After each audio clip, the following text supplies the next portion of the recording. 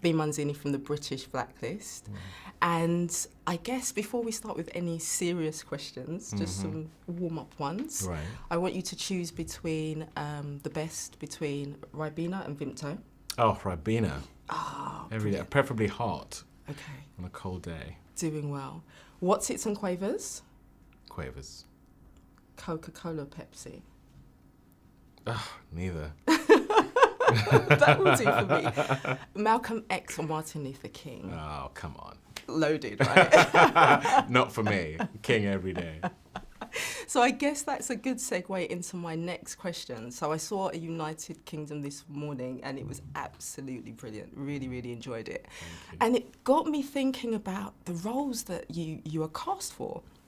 And perhaps the choices that you make. So obviously Martin Luther King in Selma, and then, you know, now we have this wonderful character and king of modern day Botswana. Tell us a little bit about your career choices or how it's happened that you're taking on these autobiographical roles of these big personalities. Well, both those films reflect the kind of movies I wish I had seen growing up. And so I became obsessed with seeing them get made once I had the ability to. You know, Selma was a 7-year journey for me, A United Kingdom was a 6-year journey for me, and in both those instances I became fairly instrumental in getting them made.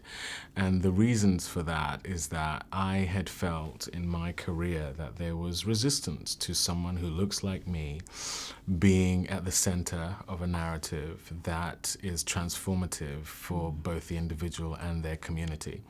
And that's a truism in life, but it's not reflected enough in film. Films that have a historical setting around black people have so often had a white protagonist instead of a black one, and the black people are on the periphery. And so I know that's not the case in my life. I'm the center of my own story. I have self-possession. I have a desire to see my community thrive. And films impact culture and our estimation of who we are and how important we are. And so these films are representative of what I didn't see coming up, and I want my children to see coming up. So having watched the film, there was a scene when you come back to your community after having been in England and you make a speech, and it was absolutely so very, very touching and heartwarming. I'm not going to say any more than that, so I don't want any spoilers for people who haven't seen it yet.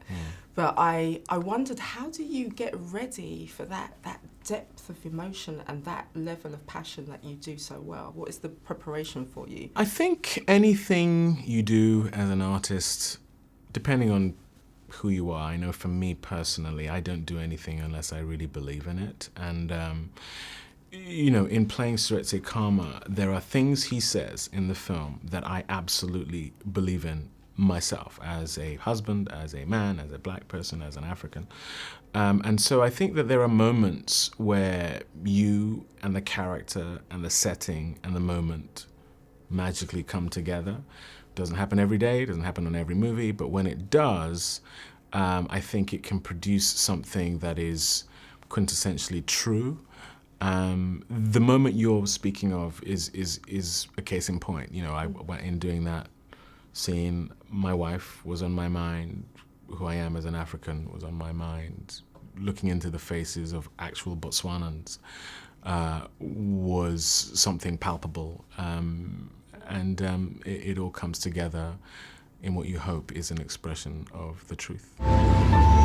Over 2 decades of preparing you to be our king, and this is how you face me. How long before the village dust gets in her eyes? I am told that you no longer wish for me to honor my duty as your king because of the color of the wife I have chosen. Who do you think will accept you? You belong to the whites, but they won't want you either. I am ready to serve you because I love my people. I love this land. But I love my wife. I know you're very proud of your Nigerian heritage. How do you think that has helped you navigate Hollywood and fame? It's helped me because as a Nigerian and as someone who lived in Nigeria, I don't have, I guess, what I would call a minority mentality, because I know what it is to live in a society as the majority, as someone who every opportunity available is at your disposal. And I held on to that, even though I now live in and have lived in countries where that's not necessarily the case. I don't go into situations thinking, okay, I'm going to be denied this, that, and the other, so it's going to affect the way I approach my life.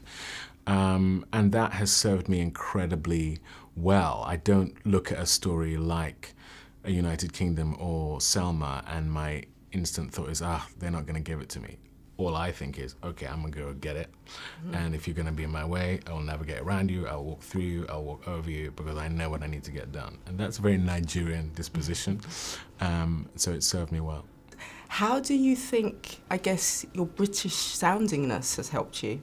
I think a superficial byproduct of being British in the States is that you go into a meeting or you meet people who have the ability to cast you in something, and when you can play an American or you can play something very different to who you are, the way you sound, it feels like a magic trick. You know, it feels like, oh my goodness, that's real acting. But it's not. It's just you do what you were trained to do. So I think that may be a sort of silly little element of it. But I do think that the training and the tradition we have here of actors more often than not having a theatrical foundation rather than going straight into screen does, I think, put us in pretty good standing for being able to change it up, to play characters very much not like us. I think theatre demands that of you more than film or TV, especially in America. You're pretty much being cast around